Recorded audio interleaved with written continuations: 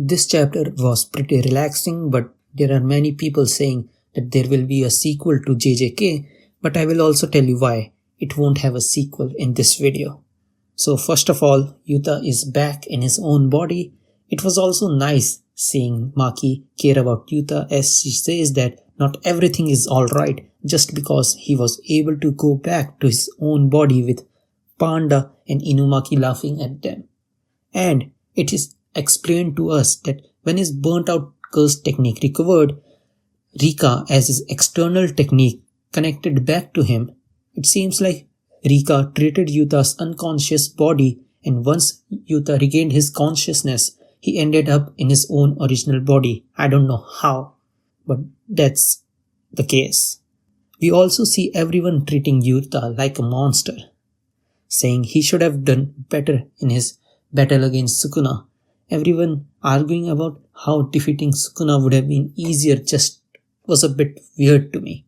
Like, Sukuna was the strongest sorcerer in history, and after taking him down, these guys are arguing about how easy it would have been if they had done things differently. It's just mad to me. Like, just be grateful that you won, especially when we know the gap between these guys and Sukuna is just immense.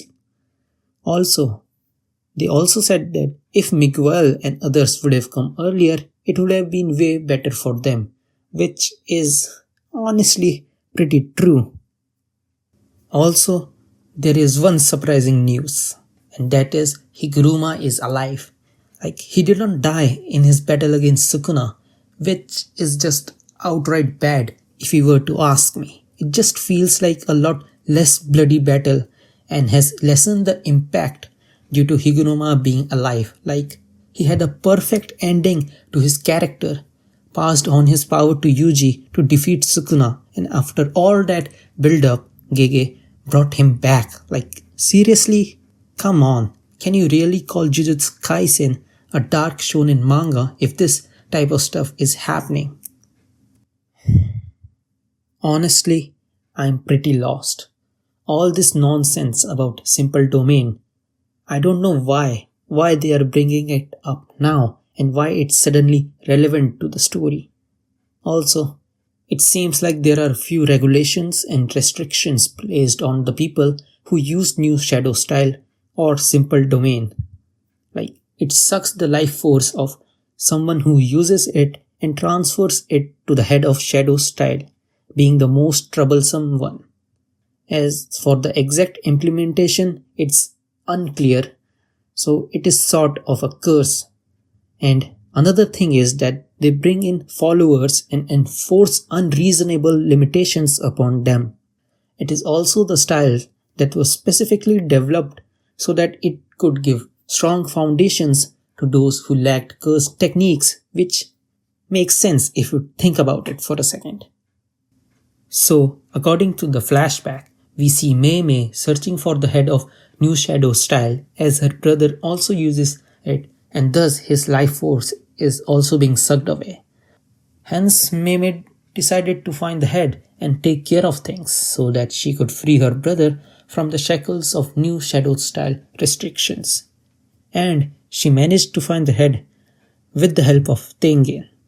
Also, Mei reveals that she did not help the main cast out of goodwill, but because she also profited from it, which just goes to show her personality. During Mei's talk with New Shadow Style's head, she reveals the grand ambition of the head, which was to surpass the 3 big families and rule over the world, which is what most of the villains' goals are. But here the head just lacks the substance to justify her ambition.